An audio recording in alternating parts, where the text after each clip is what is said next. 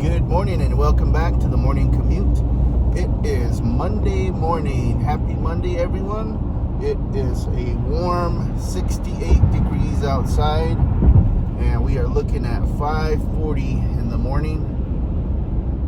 It is going to be a great day. We got some breakfast, we got some coffee, we got some lunch, or we have some lunch.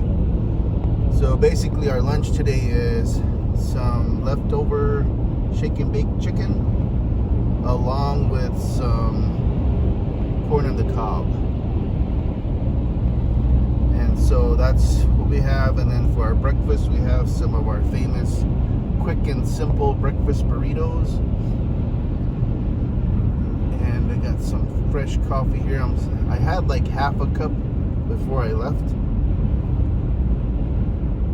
So let's go sit back, relax, and enjoy the ride and see what's going on the news front. Back our democracy, that's what we gotta do. No war was ever won by sitting on your couch. You know what I mean? Vela says Democrats need to, quote, stop biting their tongues and get loud about their plans and spring into action. So they need to organize themselves. Because that's all the only way this is going to work. They don't have the House. They don't have the majority.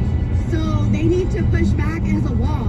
That wall has some pretty big cracks in it, especially as congressional Democrats can't seem to agree on how to handle Trump, Musk, and the DOJ push to remake the government.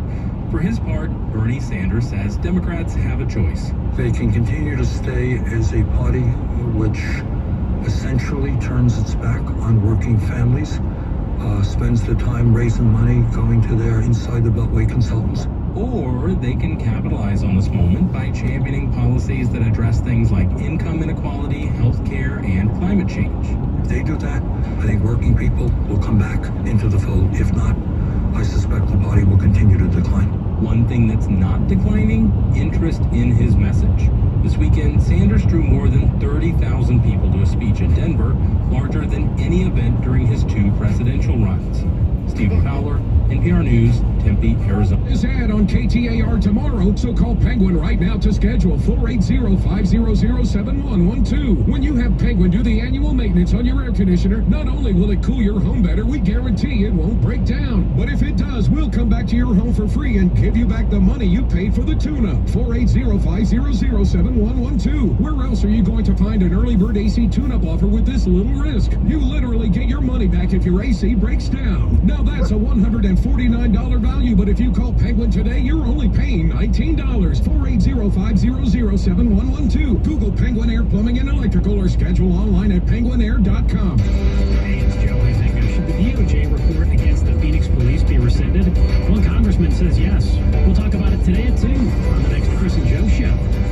And at 5:43, I'm LaDonna Harvey. Hilton Scottsdale Resort and Villas completes a $24 million renovation, adding a fire pit, a market, upgrading the pool area. The result at McDonald Resort, I should say, at McDonald and Scottsdale Road, offers those villas for $749 a night in peak season. There's a private entrance because, you know, the hoi polloi. Right. And all. Of course. Yeah. Dow futures right now up 391, S&P up 68, NASDAQ futures up almost 308 points. For more money news, visit the Business Center at KTAR.com. KTAR News Flash. 5:43, this is what you need to know right now. Temperatures at or near 100 by tomorrow, and we should be prepared for a hot, dry spring. National Weather Service says that's pretty normal for us, but is hoping for a robust monsoon season. Republican Representative Andy Biggs says the federal judge who blocked President Trump from deporting Venezuelan gang members, or attempted to, I should say, should be held accountable for his actions. Biggs tells Fox News the Constitution allows for the termination of federal judges for abuse of power. We'll talk more about this case next. Governor Hobbs wants to delay the state's cage-free egg requirement under current rules. The eggs have to be cage-free by 2027 in the state. That requires farms to convert their facilities, something that's been delayed because of the bird flu. All of our top stories 15 minutes away. KTAR.com and the KTAR News app for more. 544, here's a quick update from John Roller in the Valley Chevy Dealers Traffic Center. Thank you very much, Jim. New crash involving a pedestrian, 7th Avenue and Broadway. Also working a police situation this morning, 7th Avenue and Highland, 19th Avenue and Canto, you've got a crash there north of McDowell, 107th Avenue and Grand, crash in Sun City. And you're getting by the left lane. We have a down motorcycle, southbound Loop 101. Alafria Freeway, transitioning to the eastbound I-10, lean to the left to get around that crash. Traffic is brought to you by ADOT. The I-10 Broadway Curve Project is in the works. It's an 11-mile stretch of the I-10 between the Loop 202 and the I-17. Stay out of the curve by downloading the free Curve app for construction updates and detours. John Roller, KTAR News. Sunny with a high of 96, possibly record-breaking today, and close to 100 tomorrow. Weather brought to you by Howard Air and Plumbing.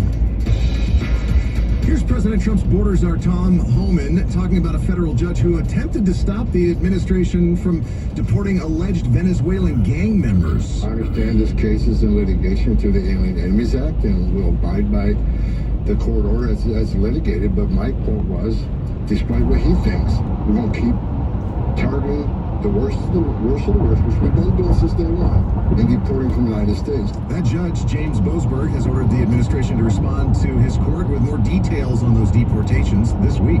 From Washington, ABC News national correspondent Stephen Portnoy. And Stephen, it would seem plausible that some of the deportees were not Trinidad gang members, but Venezuela's Interior Ministry is actually saying none of them is gang members. Well, look, I don't know if we should necessarily take the word of the Interior Minister of the Maduro government. They have no interest in saying, yes, that some of their citizens are, in fact, these violent criminals. But the question becomes, who is to say whether these men were, in fact, members of this violent criminal gang? The administration insists that it has thoroughly vetted each of these individuals, and despite the claims being made by their attorneys and their loved ones that they were not gang members, the most recent example I found is of a young man who was a makeup artist. Not a gang member, according to his family and friends and his attorney, but this man apparently has been disappeared and now is they can't reach him in a Venezuelan prison where the American government is paid to have him locked up. The question is, what kind of recourse is there? And that was the subject of a hearing on Friday where the judge, Boasberg, called it awfully frightening. This prospect that the president can by proclamation say there's been an invasion and under wartime authority order these individuals deported without any hearing. And the judge says it seems to him incredibly troublesome, problematic, concerning, and unprecedented. So it's that judge's order restraining the future use of the Alien Enemies Act against the gang that is the subject of an appeals court hearing today, this afternoon here in Washington. So what is Judge Boasberg asking for specifically from the administration? Well, he's asking for information about the flights that took off a week ago Saturday. He wants to know if his order was violated, and if so, what the consequences for that should be to ensure that the rule of law is upheld in this country. But beyond that, he wants an answer by tomorrow as to whether the administration is going to invoke the state secrets privilege to not answer his questions. But before that, I'll say it again, there's an appeals court hearing today where 3 judges who sit above Boasberg will review whether he's made the right call here. It's a mixed panel. It's 2 Republican appointees and a Democrat appointee. And we'll see, based on their questions this afternoon, which way they're inclined to decide. You know, it's so interesting because you take a look at the situation as a whole where we saw such a massive number of people coming into the country, and it seemed like, you know, there was no vetting that way. Now the Trump administration is being accused of not vetting the other way, sending them to Venezuela. What is the answer here? Because it feels like we are mired in an incredible mess. Well, first of all, they were sent to El Salvador. Right. Sorry about that. Right. And beyond that, there's the argument that these attorneys are making that, in fact, these men who came in presented themselves at the border after just getting an appointment with the CPB-1 app. And when they presented themselves legally claiming political asylum because they said that they were tortured and imprisoned by the Maduro regime, that they got out, made their way to the Mexican border, and hoped that the American government would embrace them, instead, they say that they were looked at, their tattoos were assessed, and they went into the lockup. And for months, they've been in detention. And now, they're in El Salvador. Yeah, and by the way, El Salvador is defending this move, by the way, because they stand to make a bit of money housing these alleged gang members there. That is ABC News national correspondent Stephen Portnoy joining us from Washington this morning. And of course, as he mentioned, there is that hearing today in the appeals court, and then there's going to be also the demand from James Boasberg, that U.S. District Court judge, that the administration bring him some info tomorrow.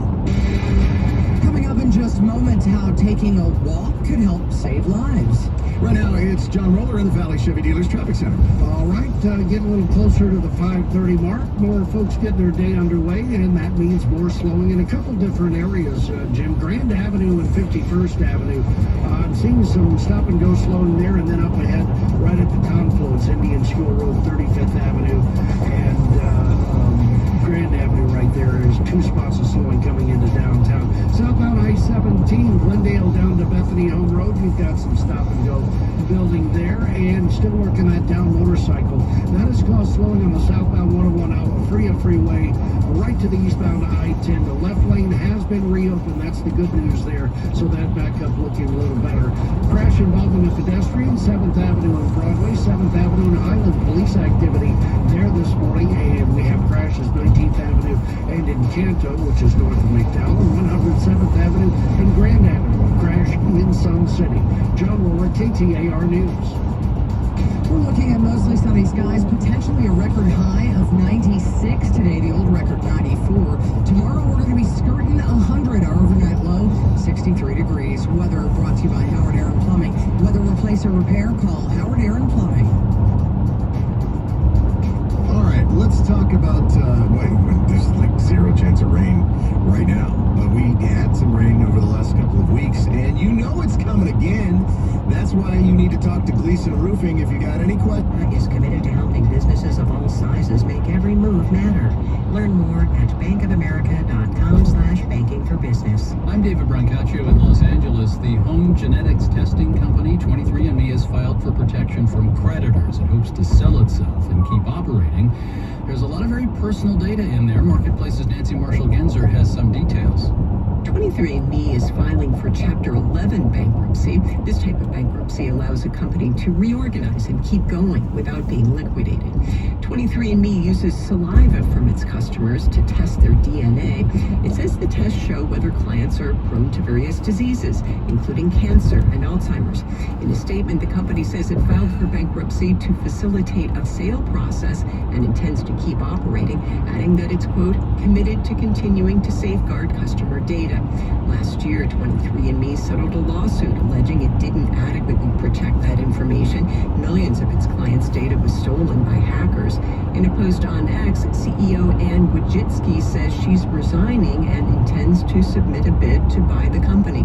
I'm Nancy Marshall-Genzer for Marketplace. A headline in the Wall Street Journal suggesting President Trump could delay tariffs on cars, trucks, microchips, and some other goods is bringing some cheer to stock investors. The journal says auto companies and some other sectors will not get the tariffs on April 2nd at least. S&P futures are up 1.2%. NASDAQ futures are up 1.5%. The VIX index of stock market volatility, or dread, is calmer, down 2% now. The euro is up, the dollar's down, with the European single currency costing $1.08.3. Budget cuts and warnings of cuts to come are forcing big universities to make deep cuts of their own. This even as some... Okay, that concludes this morning commute. I hope you all have a great day. Don't forget to hug your loved ones. Tell them how much you appreciate them. Spend some quality time with them if you can. And thank you for tuning in.